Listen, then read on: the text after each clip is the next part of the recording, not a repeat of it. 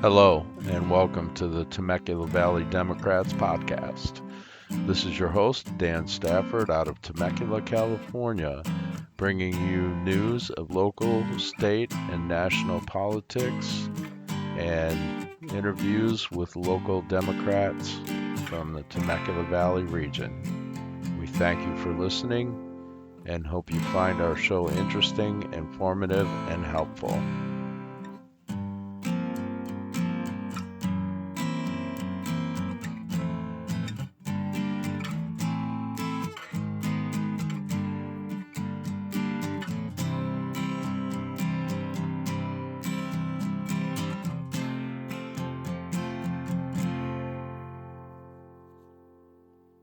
Hi, this is your host, Dan Stafford, with the Temecula Valley Democrats podcast on June 6, 2017, a little after midnight here. I'm going to give you three clips from speakers at yesterday evening's Democrats of Southwest Riverside County Club meeting. The first speaker up is Julia Peacock, who is running to replace Ken Calvert in California's U.S. House District 42 or CD 42. So I'll let Julia speak for herself. She's pretty good at it. Teacher. And some of you have met me before. I have very wonderful, familiar faces in the crowd. But for those of you who don't know me, the first time I ran for political office was with some of my friends in the room for the Assembly delegate position in the 67th Congressional District.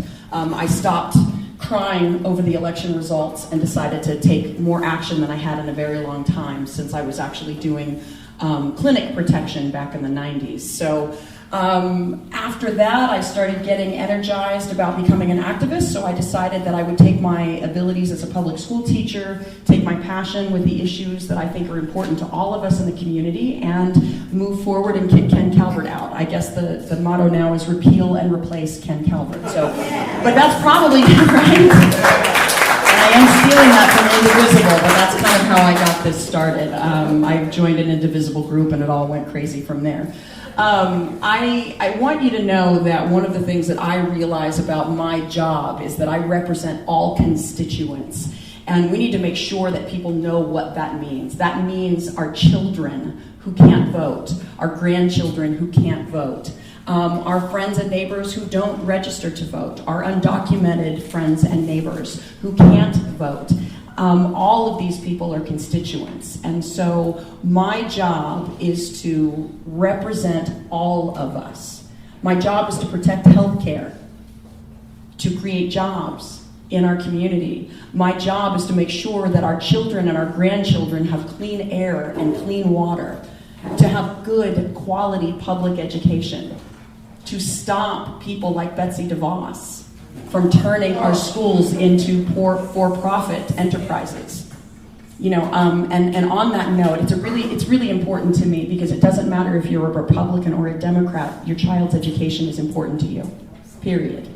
And for those of you who don't have children, education is still important to you, because you know that it makes our country stronger when people have that kind of opportunity.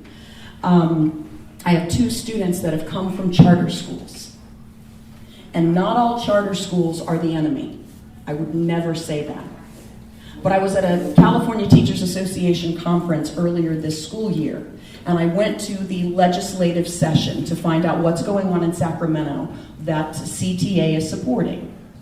And it turns out that every time accountability measures come up in Sacramento to hold charter schools accountable, they get thrown out.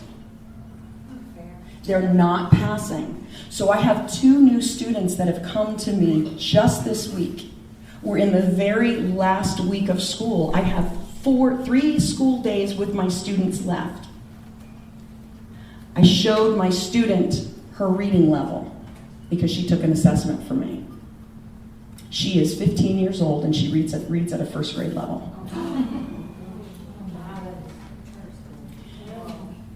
And I said, "What school did you go to?"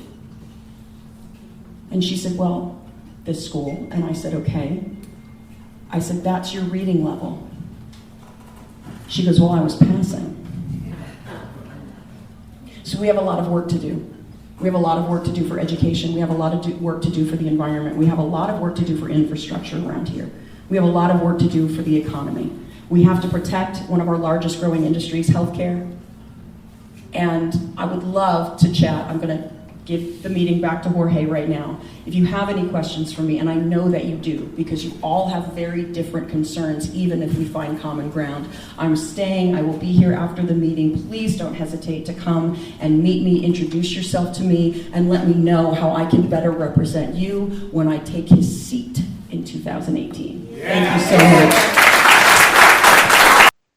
So I want to note that the audio quality on this recording is due to I'm using a field recorder out at a meeting, and I have zero control over the PA. There's no pop filters on the PA system out there, and this is the first time I've used the field recorder. I'm actually pretty happy with it, given that I have no control over the ambient noise in the room, or what the PA system is set up and or how it's set up and all of that. I think the audio quality is pretty good. Next up, and definitely not least, we'll be hearing from Travis Traber on the current status and content and thinking on SB 562 that just passed the California Senate and has moved to the California State Assembly. This is the bill that would give universal health care coverage to all California residents. So it's well worth hearing on. Do you guys like healthcare? Yeah. So do I. That's what SB 562 does. So do you guys know does everyone know kind of what that is a little bit? Awesome. So I'm just going to quickly over it's single payer healthcare in California. So this is single payer healthcare for every single 40 million person population, whatever, every single California is covered. Citizen, immigrant, whatever you want to do, they're all covered in California. This is what this bill does. So there's been a lot of information about how are we going to pay for this? Where is it going? What's happening? So there was actually a vote last week, I believe on Thursday. It got through the Senate. So it went through the Health Committee and it went through the Appropriations Committee. We were actually there at the Appropriations Committee during the convention. So it was approved, and the big controversy right now is how did it get through the state Senate, because there's no funding in it. That's why we did not need a supermajority. That's only why we needed the just over majority, 50 plus 1. And we passed that. So I'm just going to go over what SB 562 actually does. So right now, the University of Massachusetts came out with a study showing that the original estimation from the Appropriations Committee, which was $400 billion, which is triple our budget in California, is actually a little bit less, sitting at $331 billion. Hey, that's it. It's not too much money. The good news, though, is right now, currently from federal waivers, we get $225 billion. So $225 billion. Other than that, that's 71% of that $331 billion. Okay. So what are we missing then? Let's do some basic math. That's $106 billion. Good job, guys. $106 billion. So the way we would get $106 billion would be from a 2.3% gross receipt tax on companies. This would actually the companies making under $2 million or less in gross receipt tax would be exempt. This is actually saving small businesses quite a bit of money, as well as all the way to the top. It actually is saving businesses the largest part of the gross sales tax. It saves them money as well. The extra part, 2.3% sales tax increase. So that would be where we are hit, of course, is what the University of Massachusetts is coming out with. That would generate $106 billion for the state. 331 plus, or actually, 225 billion plus 106 billion makes the 331 billion estimation that we would have. So it is doable in California. It did go through the Senate with just a majority vote because there was no taxes or funding in it. It's going to the Assembly now. So our state senator down here, the only one that would actually even possibly vote for it was Richard Roth. He abstained from voting. So I'm not too sure why he was. There was a rumor that he was in a committee meeting at the time. I cannot confirm or deny that, whatever happened. Anyways, though, going back to the Assembly, Melissa Melendez is a lost cause on this. Let's face it. She doesn't want anyone to have health care because, we have access to health care, and that's good enough. So instead, we have these, and I have a ton. If you guys want any flyers or material or postcards, I have a ton of these postcards, so if you want to mail this to Sabrina Cervantes, she would be the assembly person in Corona. I believe that's the 60th AD. If you want to mail these to her Sacramento office, because she'll probably be up there a little bit more, or even her local office, mail them to Sabrina and tell her that she wants your health care and that she better vote yes on the SB 562. Currently, like I said, there's no funding. So Tony Atkins and Ricardo Lara are the state senators that drafted the bill right now. They're the authors. They have promised to work diligently with the Assembly to make sure that this is properly funded, properly done. There's lots of things up in the air. This bill is far from finished, and we will hopefully get a vote on this in September in the Assembly, and then it would go back to the State Senate where they would revise it and redo a vote as well. So that's all I have. If you guys want one of these, if you want some flyers, if you want to just talk about healthcare, let me know, and we can definitely do that. Thank you.